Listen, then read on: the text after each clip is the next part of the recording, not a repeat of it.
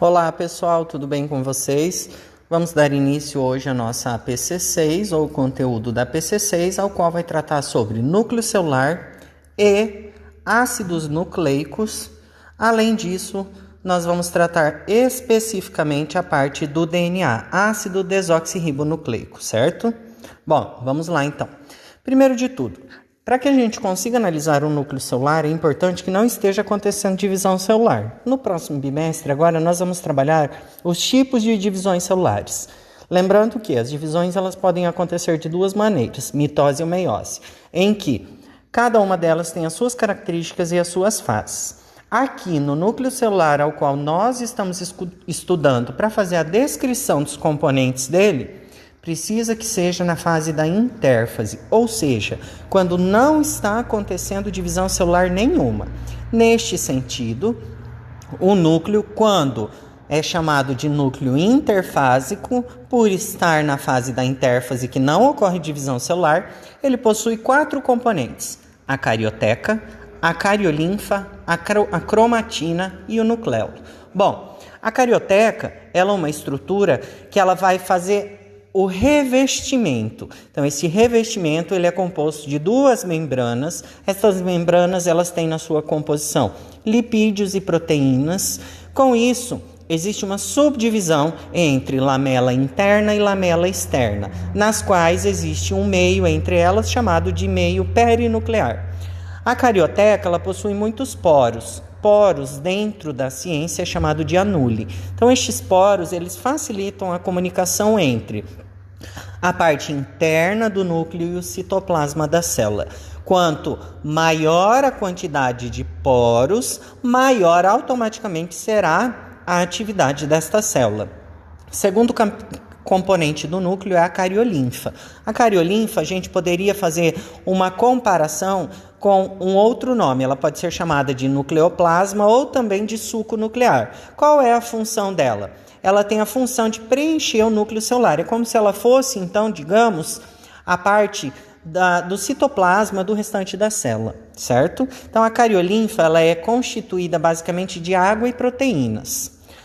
O terceiro componente a gente chama de cromatina. A cromatina é onde, de fato, vai estar ali representação do material genético.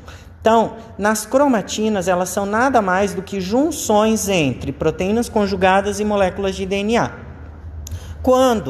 Lembrando que a célula estando em intérfase, ou seja, não tendo divisão celular, provavelmente a cromatina ela possa ser com um aspecto bastante emaranhado. Então vão existir sempre filamentos muito longos e finos, que a gente chama de cromonema. Estes cromonemas eles vão começar a se enrolar, ou seja, se espiralar, formando, digamos, um espiral. Isso faz com que eles fiquem mais curtos e mais grossos. Automaticamente, quando eles ficam mais curtos e mais grossos, esses cromonemas, eles tornam-se, então, de fato, cromossomos, que é quando eles podem ser visíveis, que é quando os cientistas conseguem enxergar, visualizar as características dentro do cromossomo.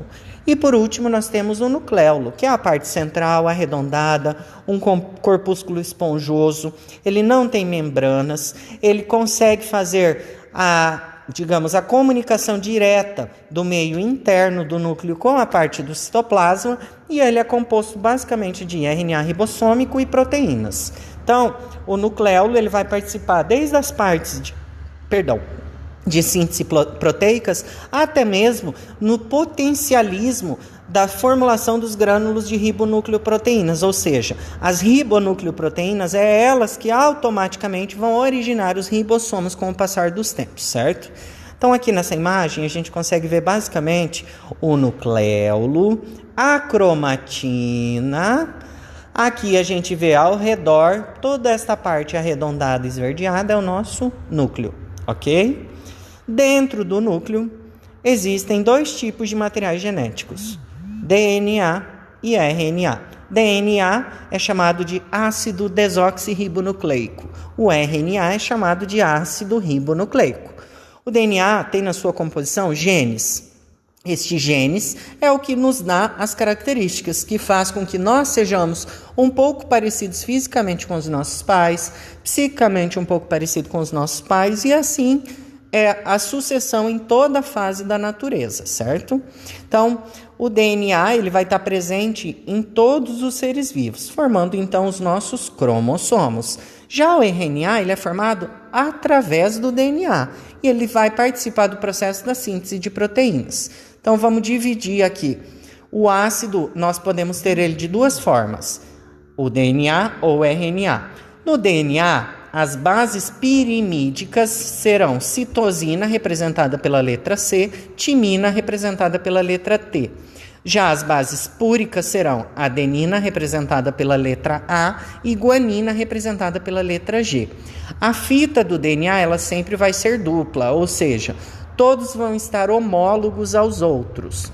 E o açúcar da formação do DNA é a desoxirribose. Já o RNA, nas bases pirimídicas, nós temos a citosina, C, e a uracila, U, que está no lugar da timina. Então, no RNA não existe timina, só existe uracila. Já as bases púricas do RNA são as mesmas do DNA. Adenina representada pela letra A e guanina pela letra G. A fita do RNA ela é simples. E o açúcar produzido pelo RNA é a ribose. Então, basicamente, é isso que faz a diferenciação entre DNA e RNA. Nessa aula, vamos ver um pouquinho mais a fundo sobre o DNA. O nosso DNA, ele basicamente foi descoberto por Watson e Crick em 1953, quando eles conseguiram propor um DNA que lembrava uma dupla hélice, exatamente como este desenho, em que eles são compostos por duas fitas. Estas fitas existem os pares. Os nossos pares de nucleotídeos estarão no meio, ok? Então, os nucleotídeos de um mesmo filamento, eles sempre vão ficar unidos através de uma ligação entre a pentose de um açúcar de um nucleotídeo com o fosfato de um nucleotídeo vizinho. Estou falando isso para que vocês consigam compreender de uma maneira básica. A bolinha representa a pentose e esta outra figura representa o fosfato. Então, a ligação entre elas vai formar, no caso, o nosso nucleotídeo, ok? Já os filamentos e as bases que estão ligados a ela, eles vão estar através de pontes de hidrogênio. Essas pontes de hidrogênio, elas são ligações químicas extremamente fortes que fazem com que o DNA mantenha o seu aspecto e consiga repassar as características hereditárias nas demais gerações. Então, aqui nós temos uma representação do modelo de Watson e Crick, em que ele enxerga duas fitas pareadas, ao qual existe um meio entre elas. Este meio é formado através dos nossos nucleotídeos. Então, no DNA, a adenina, ela sempre vai se ligar à timina.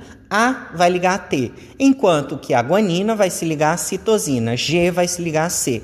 Se for algo diferente disso, é quando a gente tem uma mutação. Mutação é quando uma das bases é substituída por outra e gera um resultado diferente daquilo que deveria ser.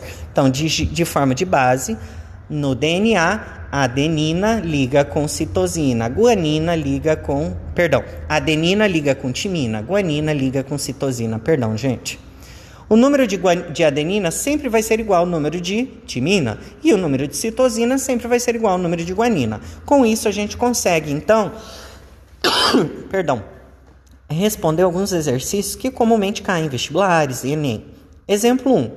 Suponhamos que no DNA de uma célula existe 30% de guanina. Como cada guanina liga-se somente a uma citosina, existe, então, portanto, 30% de guanina também. 30 mais 30, 60, ok? Restam, então, 40% que devem ser divididos entre adenina e timina. Restando assim, portanto, como elas são iguais, vai ser 20% de adenina e 20% de timina. Segundo exemplo, vou dar para vocês em uma fita. Cada trinca de nucleotídeos ela vai formar um aminoácido, ou seja, a junção de 3 letrinhas vai formar um aminoácido. Cada letrinha ela recebe o nome de nucleotídeo. Então, a junção de 3 nucleotídeos vai formar um aminoácido. Este aminoácido ele vai estar ligado por pontes de hidrogênio na formação da nossa fita dupla. Vejam, a linha na parte de baixo nós temos inúmeros nucleotídeos. A linha na parte de cima nós temos inúmeros nucleotídeos. E analisem. O A na fita de cima sempre vai parear com o T na fita de baixo. O C na fita de cima vai parear sempre com o G na fita de baixo. O T na fita de baixo vai parear sempre com o A na fita de cima. O G na fita de baixo vai sempre parear com o C na fita de cima. Lembrem, DNA é formado por adenina, timina, citosina e guanina. Isso é no DNA.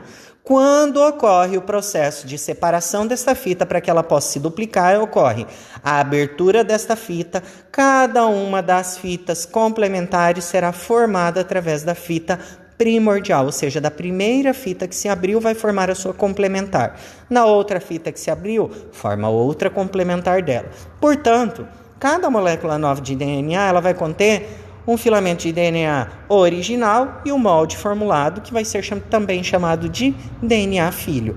Por isso que a gente fala que o processo de duplicação do DNA ele é semi-conservativo, porque ele conserva uma parte dos nossos nucleotídeos, uma parte dos nossos aminoácidos.